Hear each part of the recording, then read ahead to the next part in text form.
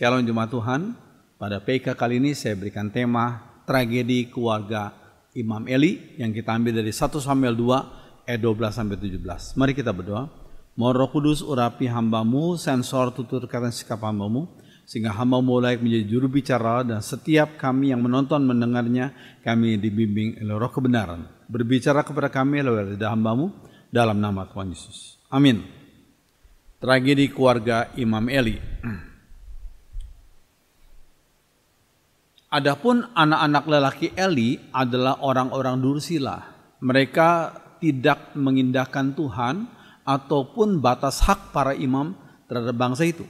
Setiap kali seseorang mempersembahkan korban sembelihan, sementara daging itu dimasak, datanglah bujang imam membawa garpu bergigi 3 di tangannya dan dicucukkannya ke dalam bejana atau ke dalam kuali atau ke dalam belanga atau ke dalam periuk. Segala yang ditarik dengan garpu itu ke atas, diambil imam itu untuk dirinya sendiri. Demikianlah mereka memperlakukan semua orang Israel yang datang ke sana, ke Silo. Bahkan sebelum lemaknya dibakar, bujang imam itu datang, lalu berkata kepada orang yang mempersembahkan korban itu, "Berikanlah daging kepada imam untuk dipanggang. Sebab ia tidak mau menerima daripadamu daging yang dimasak, hanya yang mentah saja." Jika orang itu menjawab, "Bukankah lemak itu harus dibakar dahulu, lalu barulah ambil bagimu sesuka hatimu?" Maka berkatalah ia kepada orang itu, "Sekarang juga harus kau berikan. Kalau tidak, aku akan mengambilnya dengan kekerasan."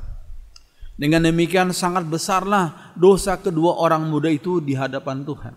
Sebab mereka memandang rendah korban untuk Tuhan.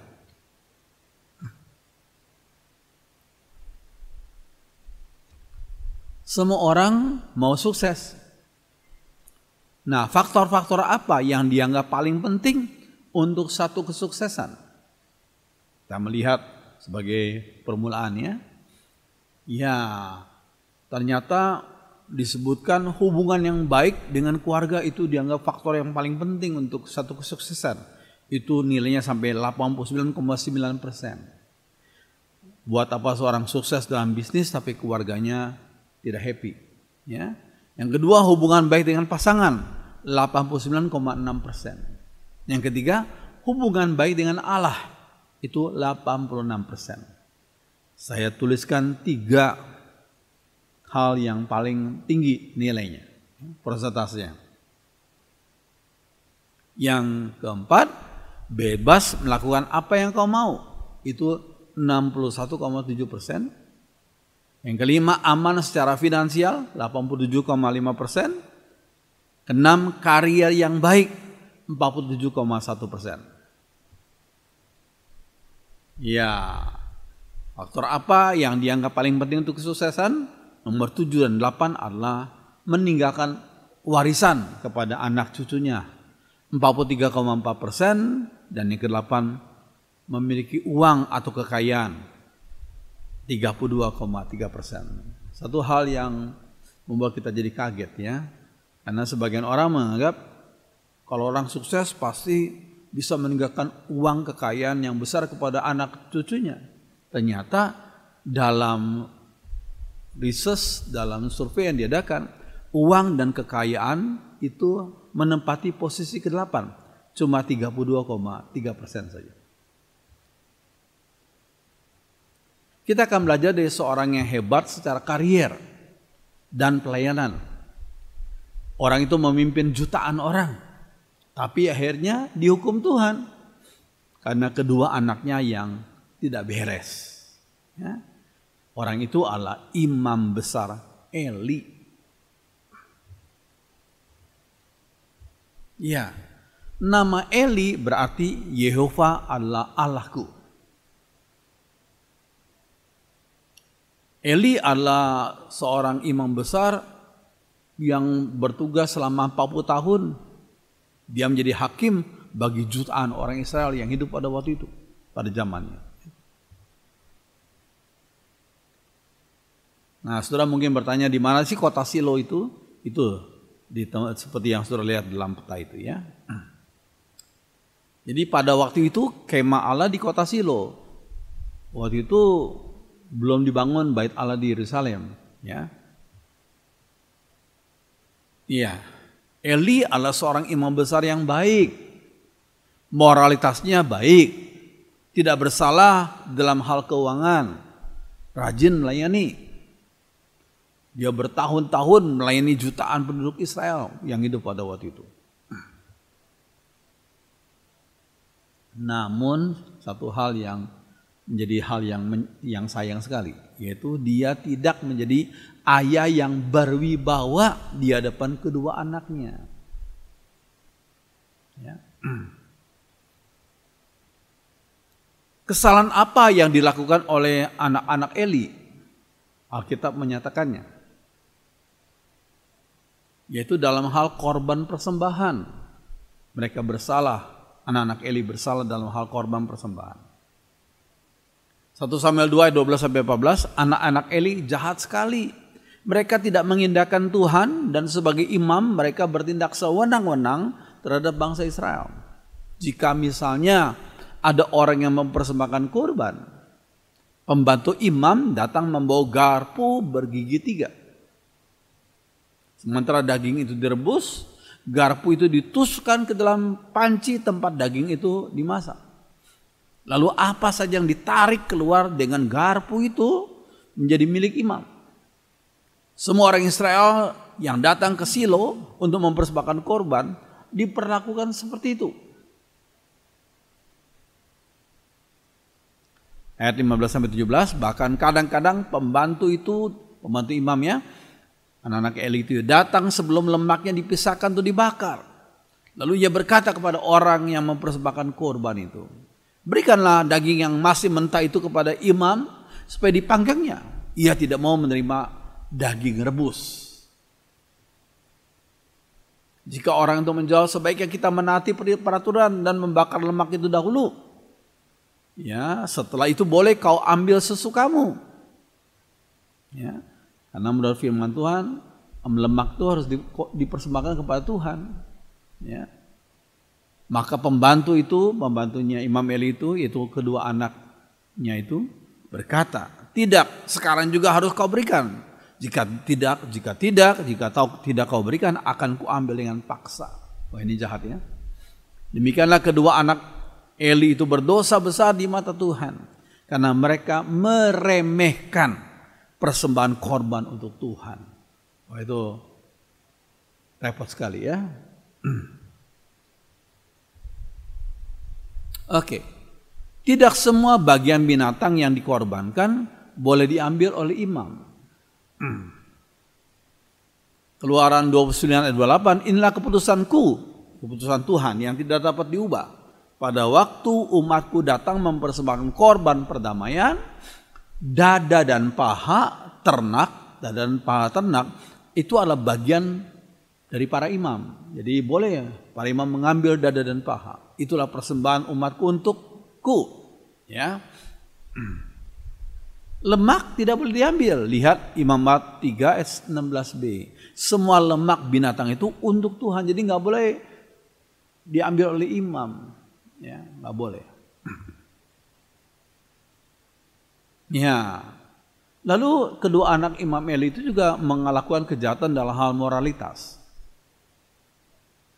1 Samuel 2 ayat 22, Eli telah sangat tua apabila didengarnya segala sesuatu yang dilakukan anak-anaknya terhadap semua orang Israel, dan bahwa mereka itu tidur dengan perempuan-perempuan yang melayani di depan pintu kemah pertemuan. Wah, ini celaka sekali ya. Terjadi imoralitas yang dilakukan oleh kedua anak Imam Eli itu. Ya. Sejak zaman Musa, ada perempuan-perempuan yang mendedikasikan hidup mereka hanya untuk melayani di kemah pertemuan.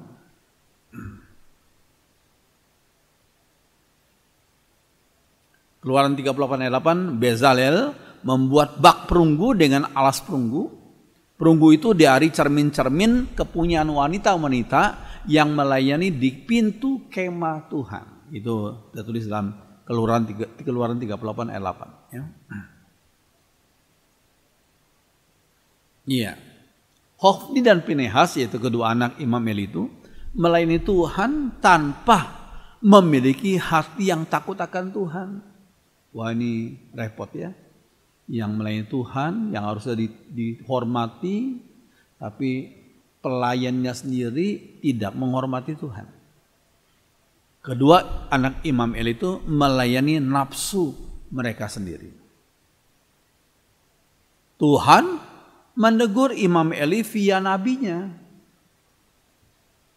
1 Samuel 2 ayat 27 dan 28. Pada suatu hari datanglah seorang nabi kepada Eli dan menyampaikan pesan dari Tuhan kepadanya, katanya, ketika leluhurmu Harun dan keluarganya menjadi hamba raja Mesir, aku, kata Tuhan, telah menyatakan diriku kepada Harun.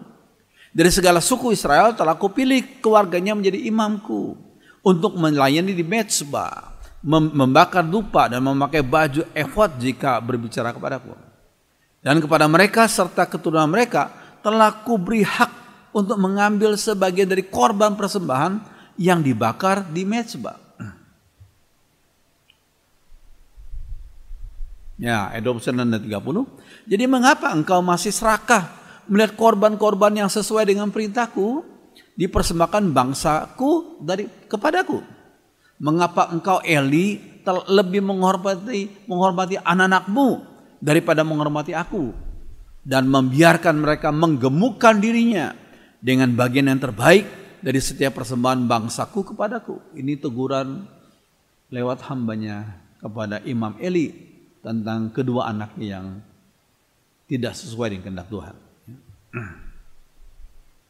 Aku, Tuhan Allah Israel, dahulu telah berjanji bahwa keluargamu dan margamu akan melayani aku sebagai imam untuk selamanya. Tetapi sekarang aku tidak menghendaki hal itu lagi, karena kedua anak Imam Eli itu begitu jahat, ya. Dan Imam Eli tidak mendisiplin kedua anaknya. Sebab Tuhan bilang apa? Yang menghormati aku, kata Tuhan, akan kuhormati, tetapi yang menghina aku akan kuhina. Wah, itu teguran yang sangat keras, ya.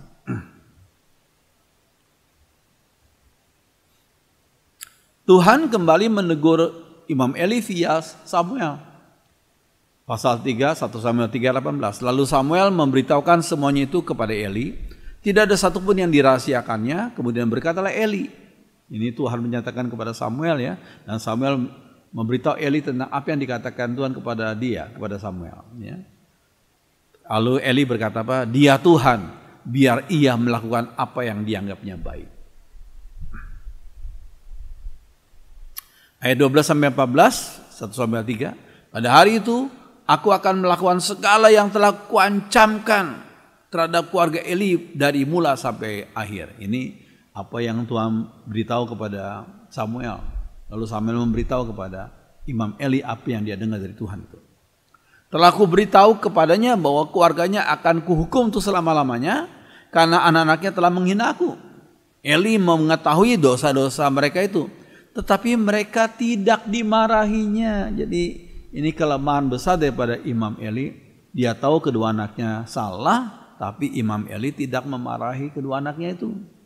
Karena sikap Imam Eli demikian, aku bersumpah tentang keluarga Eli bahwa dosa mereka yang sangat besar itu tidak akan dapat dihapuskan oleh kurban atau persembahan apapun juga untuk selama-lamanya.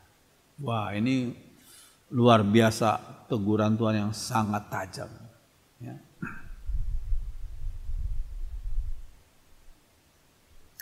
Mengapa Imam Eli tidak dapat mendidik kedua anaknya dengan baik? Ya, mengapa? Yang pertama, kita lihat Imam Eli adalah tipe orang yang senang anak tetapi tidak sayang anak. Ada beda dua hal itu, ya. Senang anak dengan sayang anak itu beda. Apa bedanya? Bukti Eli senang anak, Bang. Samuel yang masih kecil itu baru cerai susu dari ibunya. Lihat 1 Samuel 1 ayat 22. merasa nyaman diasuh oleh Imam Eli di kemah suci setelah diserahkan oleh orang tuanya. Berarti Imam Eli itu senang anak. Sehingga Samuel yang masih kecil tuh jadi nyaman, jadi betah tinggal di kemah suci dan terpisah dari mamanya sendiri, ya. Jika Eli sayang kepada kedua anaknya, pastilah ia sudah memarahi dan mendisiplin kedua anaknya itu. Cuma sayang, Imam Eli tidak sayang sama kedua anaknya. Jadi Imam Eli adalah orang yang senang anak tapi tidak sayang anak. Ini hal yang kita perlu ketahui, ya. Amsal 13 ayat 24. Tidak memukul anak berarti tidak cinta kepadanya. Kalau cinta harus berani memukul dia. Maksudnya kalau anakmu bersalah, kau sebagai orang tua harus rela mendisiplin anakmu itu. Saya pikir yang utama bukan pukulan secara fisik tetapi disiplinnya itu. Ya. Ini jadi juga jangan memukul berlebihan, memukul juga harus lihat bagian mana yang bisa dipukul, jangan sembarangan pukul gitu ya. Pukul karena apa? Kita harus ingat. Sebagai orang tua kita kalau harus memukul anak, pukul karena apa? Pukul dengan apa? Lebih baik kalau orang tua terpaksa pukul anaknya, pukullah dengan tangan agar bisa merasakan sendiri. Kalau tanganmu saja sudah merah, apalagi tubuh anakmu itu. Jadi kalau pukul dengan sapu atau dengan apalagi dengan kayu ya dengan rotan itu kita orang tua belum atau tidak merasakan kesakitan itu. Tapi kalau dia pukul dengan tangan, dia tunjukkan, lihat kepada anaknya, lihat tangan papa merah, ya. Papa waktu pukul kamu juga papa rasa sakit, ya. Lalu dengan sikap yang sungguh-sungguh. Ya, dan kali jangan diulangi kesalahanmu lagi ya. Walaupun anaknya mungkin dengan nangis, tapi dia perhatikan mata papanya memukul bukan karena benci, tapi karena sayang. Ya. Nah kita harus tahu orang tua kalau harus memukul bagian mana yang bisa dipukul dari tubuh anak itu. Nah ini bagus gambar ini ya. Bagian tubuh yang paling aman untuk dipukul oleh orang tua adalah bagian pantat. Karena pantat itu ada daerah yang paling banyak lemaknya. Sehingga kalau dipukul bagian pantat, memang anak itu rasa sakit tapi tidak mengganggu bagian-bagian yang lain. Ada orang tua pukul sembarangan, pukul bagian telinga, akibatnya gendang telinga anak itu jadi pecah. Ya. Atau pukul kepala, ada kena kepada bagian otaknya, itu bahaya ya. Tapi pukullah bagian tubuh yang aman. Itu bagian pantat karena ada banyak lemaknya di situ. Ya. Tapi sekali lagi saya ulangi, bukan pukulan itu yang terpenting. Jadi kalau pukulan itu terlalu sering, jadi anak jadi akhirnya jadi terbiasa. Ya. Tapi kalau pukulan sesekali saja, dan kalau anak itu sudah remaja jangan pukul lagi. Ya. Pukulan hanya orang tua bisa berikan kalau perlu kepada anak dari umur 1 sampai 7 tahun saja.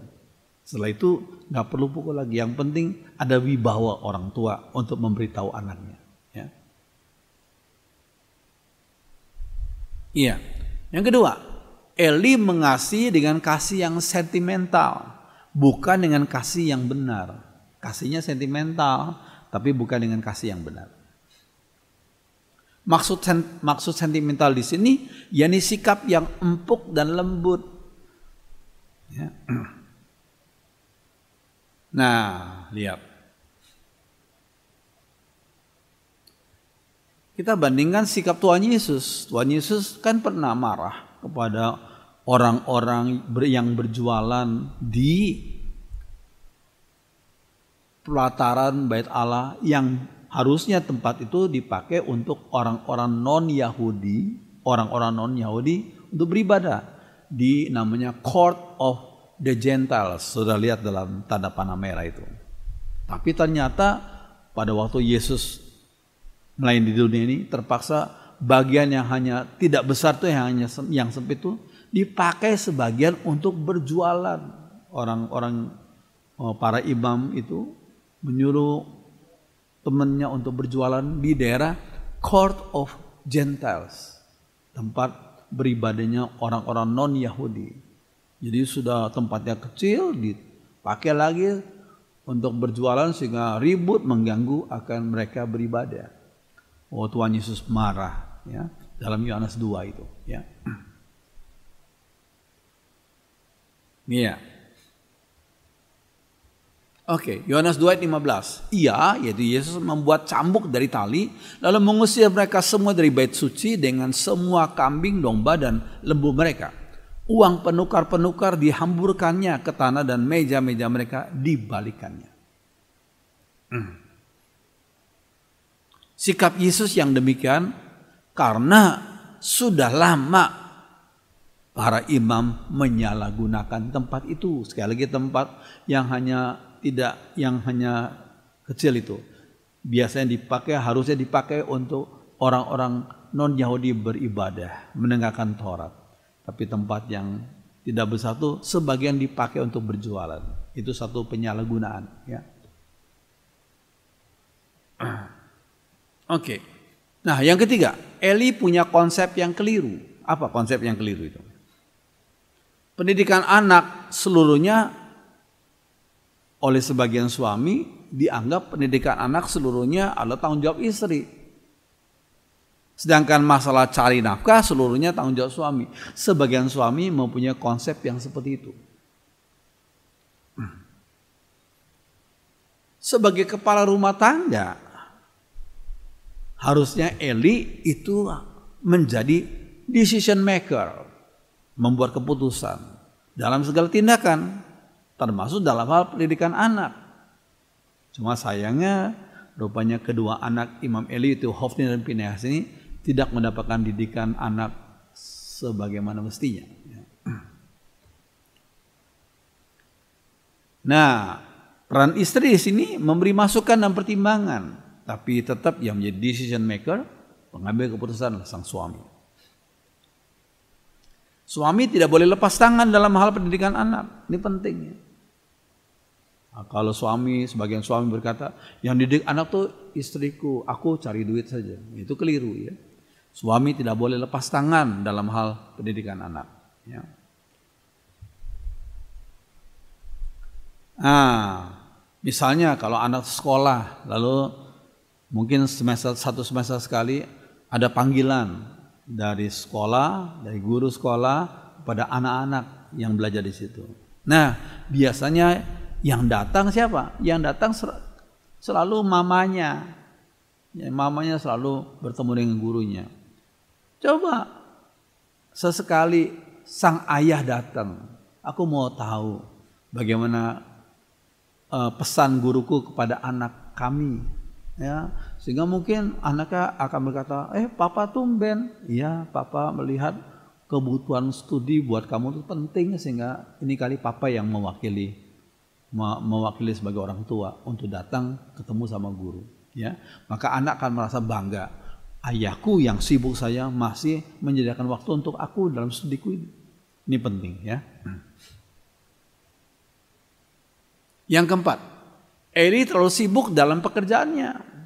Bayangkan, Eli mengurus jutaan orang Israel, ya, sehingga nggak ada waktu untuk kedua anaknya itu.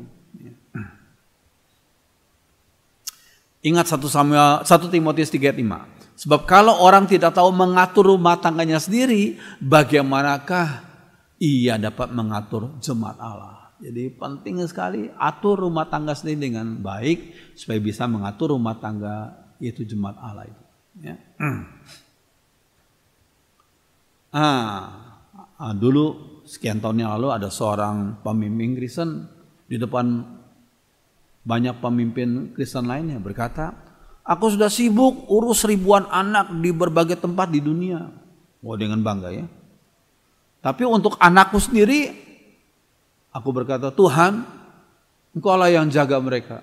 Wah, ini kok sebagian orang waktu dengar gitu tawa, cuma sebagian Tapi kemudian setelah itu saya tanya dalam hati, kok begitu ya?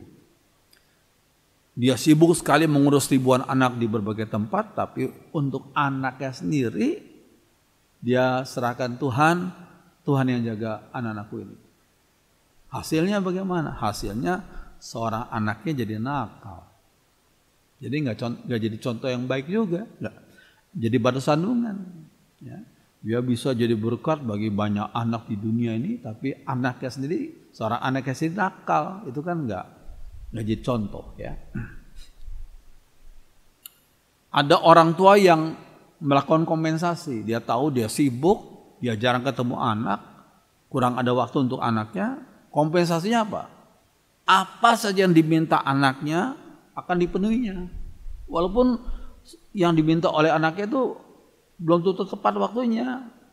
Mungkin belum, bahkan mungkin kurang baik untuk diberikan. Tapi karena dia rasa bersalah, aku kurang waktu untuk anakku, sehingga apa saja yang diminta oleh anaknya akan dituruti. Sehingga akhirnya malah memanjakan anaknya. Kenapa? Karena dia ada semacam rasa guilty feeling. Rasa bersalah karena dia kurang waktu untuk anaknya. Jadi kalau orang tua memberi sesuatu kepada anaknya, bertanyalah dulu kepada dirinya sendiri dalam hatinya. Ya, apa motivasi aku memberi ini kepada anakku? Apakah untuk kebaikan anakku ataukah untuk menutupi rasa bersalah dalam hatiku? Kalau untuk menutupi rasa bersalah dalam hatiku, ya itu aku memberi ini untuk kepentinganku sendiri, itu nggak tepat. Harusnya orang tua memberi sesuatu untuk kebaikan, untuk kepentingan anaknya itu. Ini penting ya. Jadi kalau kita memberi sesuatu, orang tua memberi sesuatu kepada anaknya, tanya, aku memberi ini untuk siapa sih? Untuk siapa aku memberi ini? Apakah untuk kebaikan dia, anakku, ataukah untuk kebaikan aku sendiri? Ya, untuk gengsiku sendiri, atau untuk menutupi rasa bersalahku sendiri? Ya. Yang kelima, Eli itu bersikap nepotisme. Karena Hofni dan Pinehas anak imam besar, maka mereka jadi imam juga. Padahal tingkah laku kedua anak itu tidak mendukung. Kita ingat sikap Allah Bapa terhadap Allah anak. Allah Bapa tidak melakukan nepotisme. Ibrani 2:10b dalam bahasa Inggris dikatakan apa? So God did the right thing. Allah Bapa melakukan hal yang benar. When He made Jesus perfect by suffering. Ketika Allah Bapa membuat Yesus firman yang menjadi daging itu. Dia membuat Yesus sempurna melalui penderitaan. Sekali lagi ini contoh yang bagus sekali. Contoh terhadap orang tua agar tidak memanjakan anaknya. Ya. Allah Bapa membuat Yesus sempurna dengan penderitaan. Setelah dia memikul salib, 3 hari kemudian dia bangkit dan Allah Bapa memberikan Yesus nama di atas segala nama. Setiap lutut bertelut dan setiap lidah mengaku bahwa Yesus adalah Tuhan. Puji Tuhan. Jadi ini penting. Prinsipnya adalah the right man on the right place and job. Orang yang tepat di tempat yang tepat dan pekerjaan yang tepat. Ini penting. Ya. Jadi jangan nepotisme. Nah ini saya kasih contoh. Seorang mantan dosen saya yang bernama Bapak Dr. Stephen Tong. Dia berkata tentang anaknya, salah satu anaknya yang besar namanya David Tong. Dia berkata, justru karena kamu adalah anak Stephen Tong, maka aku melatih kamu. Dia berkata kepada David Tong ya. Padahal ada banyak anak yang disponsori oleh pelayanan Pak Stephen Tong ini. Namun untuk anaknya sendiri, termasuk David Tong itu, diberi dana yang terbatas. Ya. Sehingga dia harus kerja sambil belajar, dia harus kerja di Amerika. Ya. cari tempat kos yang sederhana, kerja untuk melatih mentalitasnya, semangatnya berjuang. Ya. Ini cerita waktu yang lalu ketika David Tong masih studi, ambil PhD. Ya. Sekarang David Tong dan saudaranya yang lain sudah sukses dalam studi dan sudah melayani ya, dalam bidang mereka masing-masing. Ya. Ini bagus. Ya. Mengapa kedua anak Eli bersikap kurang ajar? 6. Mungkin karena sikap orang Israel yang sungkan. Karena Hofni dan Pinehas anak imam besar kan jabatan yang terhormat sekali. Jadi mereka sungkan. Ya, kami ingat waktu kedua anak kami masih kecil. Setelah kunjungan ke rumah-rumah jemaat, kami kadang-kadang ajak mereka. Pernah anak kami yang masih kecil tuh karena suka pada mainan yang dipinjamkan ke dia, waktu kami mau pamit, mainan itu dibawa. Dan kami lihat, kok mainan orang kok dibawa? Ya. Walaupun tuan rumah berkata, biar ambil aja, bawa aja. Ya. Tapi kami lihat nih tidak baik. Ini kebiasaan tidak baik. Kalau dia mengambil mainan di satu rumah, pasti kalau kami pergi ke tempat lain, dia akan melakukan hal yang sama. Sehingga kami berkata, kami minta, ayo kami perintahkan untuk kembalikan mainan itu bukan milikmu, itu milik om dan tante ini. Walaupun pertama nangis, tapi kami tetap konsisten, ayo kembalikan. Akhirnya dia kembalikan sambil nangis. Ya, kalau pertama kali dia menangis dan kita tetap teguh, yang kedua dia tidak akan mengulangi perbuatan yang sama. Ya, tapi kalau kita tidak teguh, dia akan mengulangi beberapa kali lagi. Ya, kalau kami biarkan dia mengambil itu, kami akan membiarkan kebiasaan yang tidak baik yang dilakukan oleh anak kecil itu. Ya, iya. Dan terjadi tragedi. 1 Samuel 4 ayat 4-5. Lalu mereka mengutus orang ke Silo untuk mengambil peti perjanjian Tuhan yang merupakan tahta Tuhan yang Maha Kuasa. Kedua anak Eli, Hofni dan Pinehas, mengiringi peti perjanjian itu. Setelah peti perjanjian itu sampai ke perkemahan, bersoraklah orang Israel dengan begitu nyaring sehingga bumi bergetar. 1 Samuel 4 ayat 10-11. Kemudian berperanglah orang Filistin dengan sengit dan mengalahkan tentara Israel. Orang Israel lari ke kemahnya masing-masing. Sungguh besar kekalahan itu. 30.000 prajurit Israel telah gugur. Peti perjanjian Allah direbut musuh Israel. Dan kedua anak Eli, Hofni dan Pinehas tewas. Hofni dan Pinehas tewas. Ini teguran Tuhan. Tragedi.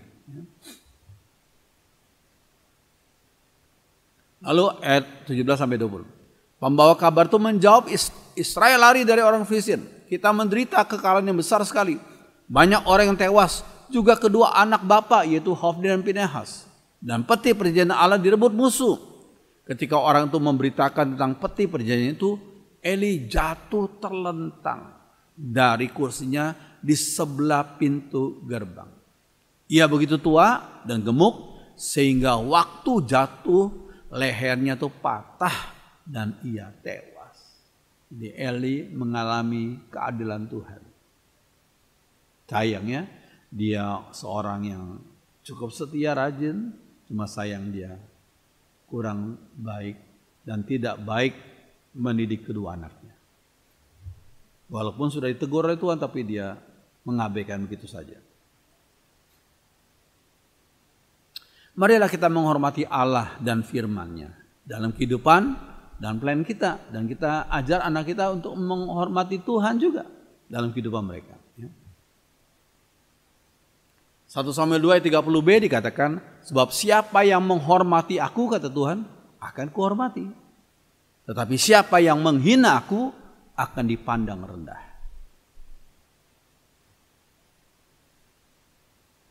Mari kita mendisiplin diri sendiri beserta anak cucu kita dalam kekudusan dan ketaatan kepada firman-Nya. Amin. Kita menyanyikan satu lagu. Sucikan dan kuduskan hati ini untuk layak menghadap hadirat-Mu. Tubuh jiwa rohku kuserahkan padamu, ku menyembah-Mu. Tinggikan nama-Mu ya Tuhan, mulialah nama-Mu ya Tuhan. Tiada lain seperti Engkau ya Allahku, besar kuasa-Mu. Tiada lain seperti Engkau ya Allahku, besar kuasa-Mu. Mari kita berdoa. Bersyukur untuk pembelajaran yang Tuhan berikan kepada kami pada sore ini. Biarlah Tuhan tolong kami agar kami bukan hanya pandai mendengar, tapi juga pandai melakukannya. Kami diberikan kekuatan oleh Roh Kudus untuk melakukan firman-Mu. Terima kasih untuk firman-Mu pada saat ini. Roh Kudus menolong kami. Dalam nama Tuhan Yesus kami sudah berdoa. Haleluya. Amin.